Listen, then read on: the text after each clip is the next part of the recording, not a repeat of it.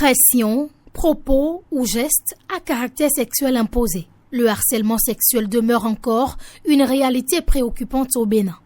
Chaque année, de nombreuses jeunes filles et femmes en sont victimes. C'est le cas de cette étudiante dont la vie a basculé en juillet 2025.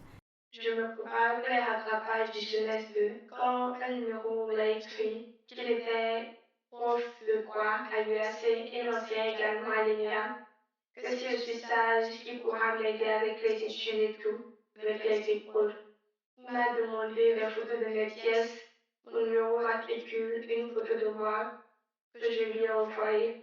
Il m'a demandé de lui envoyer une vidéo de mes fesses et je lui ai répondu non. Il a dit que si je ne lui envoie pas, qu'il peut venir. Donc j'ai pris peur et je lui ai envoyé la vidéo. La situation a duré comme ça jusqu'à ce que mon père a découvert la situation. Mais il a porté plainte auprès de l'INF. Dans son cas, après les enquêtes, les faits n'impliquaient finalement pas un enseignant.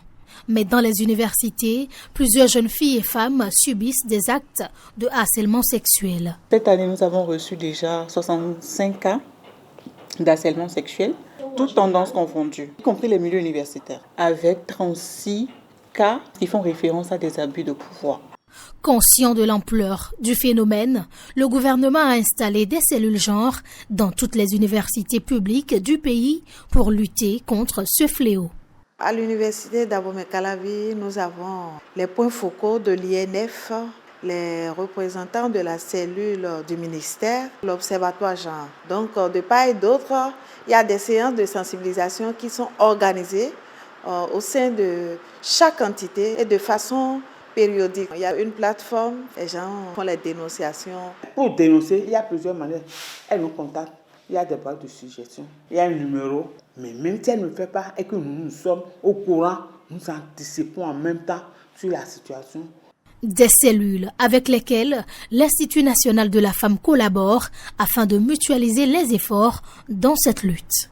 Ce sont des espaces de proximité en fait, qui sont très utiles dans la prévention comme dans la lutte. Et nous avons une très bonne collaboration avec les cellules genre. Nous avons déjà nos points focaux. Quand elles sont désignées, nous les formons à la manière de l'INF. Malgré ces dispositifs, le silence reste un frein majeur. Les femmes même n'en parlent pas. Les femmes prennent ça comme des plaisanteries, ou bien les femmes ont peur de dénoncer, ou bien la force de la société n'encourage pas cette dénonciation. Alors peu importe là où vous êtes sur le territoire béninois, la ligne verte, c'est le 114. Elle est gratuite. Vous avez le 01 51 07 88 88. Le combat est loin d'être gagné.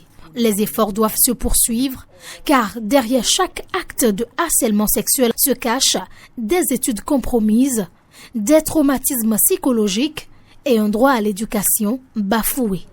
Et dans cette lutte, la victoire commence lorsque les victimes osent parler.